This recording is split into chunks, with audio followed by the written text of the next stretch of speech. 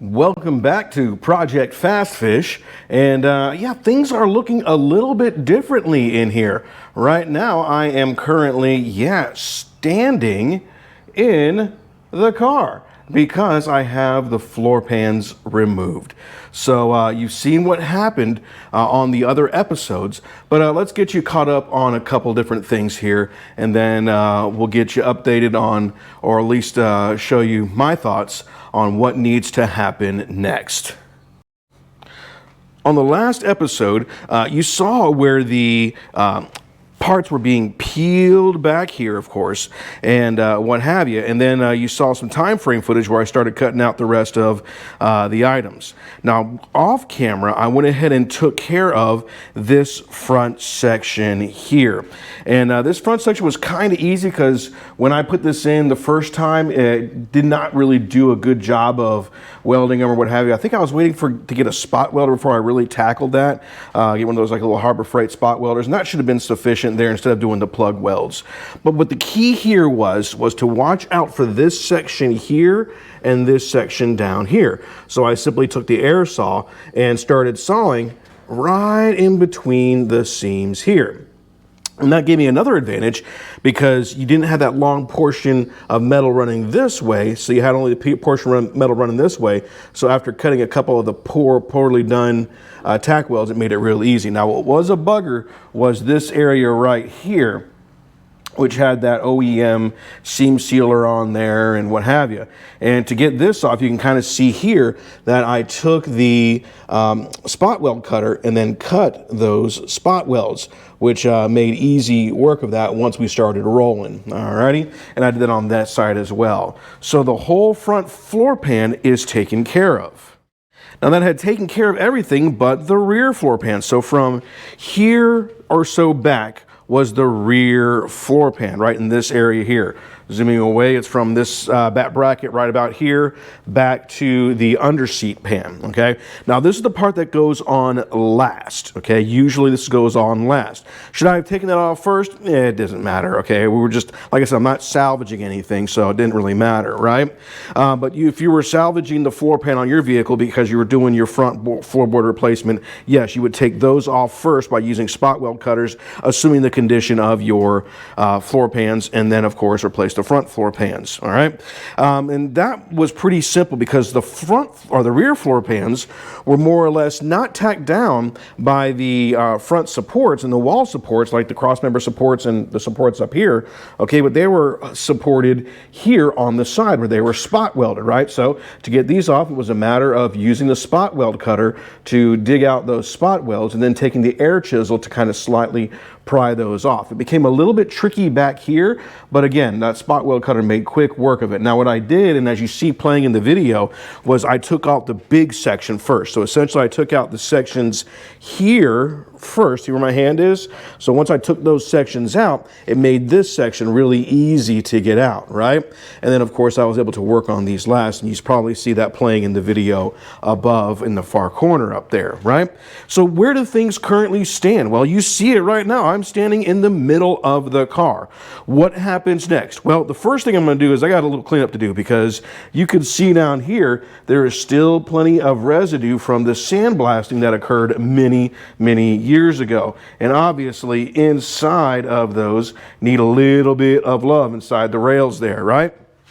Additionally, we got a little bit of love that's needed inside the interior area here with the interior rockers and what have you, and all of this is going to get cleaned and treated. Additionally, I can't weld to this. I can't get a clean weld to this, right, as it stands. So I'm going to need to work the welds off, flatten this out, ground this down a little bit, and then ensure that it is flat for a good surface for that floor to hang back on. Obviously, I got some dirt daubers I got to remove the nest from and what have you. On top of that, when I had these out, I did a good job of making sure that this was treated on the inside of the rail seal. Really cool. That's awesome, right? But what I'm going to do is I'm going to take it a step further. I'm going to take some rust treatment and go ahead and do a good job on the inside here, of course, obviously cleaning it up. And then I got some special paint coming that's designed for the interior of these rails here that'll really encapsulate them from rusting, right? And it's got a neat little tube that I could stick up into the hole there and get this really well done here in this section. So before I lay the metal back over it, it'll be taken care of. Really nice. Additionally, I got to take care of some spots over here. And of course, I got to clean these up here so they can be used again in the future. And that's just a matter of just taking off and derusting those things and taking the rust off and getting those treated. Alrighty.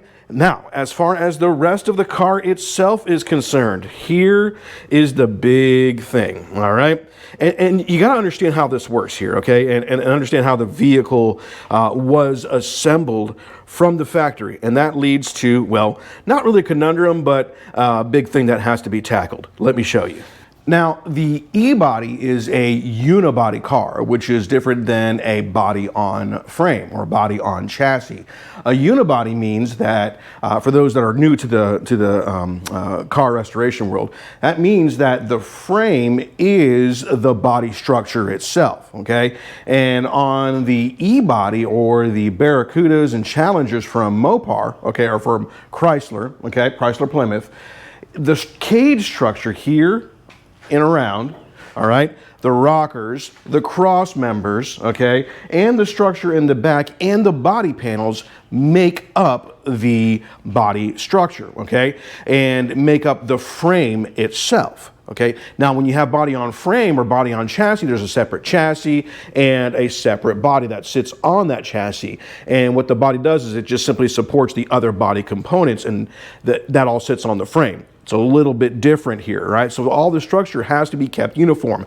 That's one of the reasons why I build the unibody jig for this thing and the frame jig, because I didn't want anything moving around, especially on the frame components as I started doing the surgery on the vehicle itself. Okay, a few floorboards, yeah, it's fine. You could probably get away with putting on jacks and stands and so on and so forth. But because I need to replace other components, I didn't trust just putting it on jacks and stands and going at it. That's why I built the jig. Now, when they built this from the factory, okay, they built it usually in a separate area for the roof structure and the cage structure, okay? And then in the other area of the factory, you essentially had the chassis or the rails, these chassis frame rails, okay, put in. Then this piece right here, that under seat pan and the firewalls and other such go in before the actual floorboards, okay? So think about that for a second, okay? If that's one of the first things that goes in, it's also an anchor point for a lot of the structure, okay? So I'm going to show you here on camera, but if you look at this, you got a basically a brace there, and then, of course, you got the wheel wells. The wheel wells are actually supporting structures that go into the pan here, or I'm sorry, into the roof up here, and to the side, which hold this structure together. And, of course, the package tray in the back, which also holds the quarter panels, the sail panel, and the trunk assembly. Okay, so what does that mean? That means if I have to replace that, I don't want anything to move, okay? So I have to pay attention to how the things were set from the factory, looking at where the layers are, and then kind of build a structure off that. Now, if you look at a lot of the videos from out there who are doing the heavy surgery on the vehicles and the heavy repairs, such as the AMD Installation Center with Craig Hopkins and such, you'll see they have structures that kind of come out of the frame, go over this rear quarter area, then go back over, and they use that for supports on the inside or on those panels there. That's great, and I could do that, but unfortunately I have limited space. So I need a way to figure out how to, or I'm sorry, I need a way to go ahead and support the structure without the big assembly, because I can't fit that larger assembly here in the garage I have and keep the 72 inside and covered, right? So what I'm going to do is a little bit different, all right? I'm actually going to start working on getting this section out here next. Well, this is after I replace this board here, because, you know, this floor pan is going to be part of the structure, so I need to replace the floor pans, right?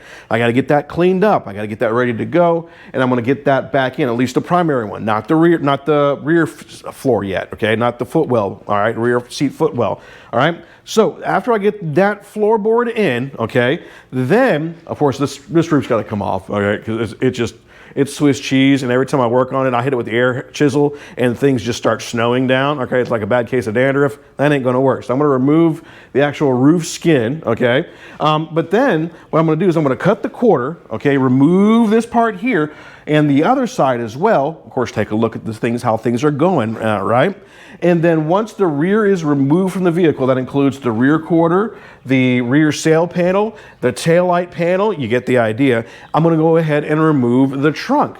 Once that trunk is removed, okay, that trunk does some supporting for the rear wheel wells, but most of that rear wheel well is supported by this under seat pan. Okay, once that trunk is removed, I can go ahead then and build a bracing from the inside to support the package tray and those other braces so that the roof structure itself doesn't move as I get into the wheel well itself. Kind of neat. Again, you got the rear seat going to the inner wheel well or the inner wheelhouse, okay? And that's doing a lot of the load bearing along with the outer wheelhouse. So if I'm replacing those, and which I need to ensure that the vehicle is supported through that process. So yeah, that's going to be one of the next things that I get taken care of, but that's a little bit further down the road. So on the next episode, Project Fast Fish, we're going to see what I do to make sure that the floors are ready to get back and put in. And we're going to start looking at a couple other things before I start really diving into those rear components. And of course, we have this whole front section that needs some love as well. So there's a lot to go, and I hope you keep on following us. By the way, if you need a link for the tools that I've used or what have you in this process, I provided those below for you. So click on the description, and if you have any questions for me, please feel free to leave a comment. I'm not, again, an expert, but hey, experts, if you're out there and you see me doing something wrong or you're questioning why I'm doing something, please, again, don't hesitate to leave a comment on there. I love constructive feedback, and as long as we stay positive, we're awesome. So thank you for watching, and make sure you check us out on the next episode.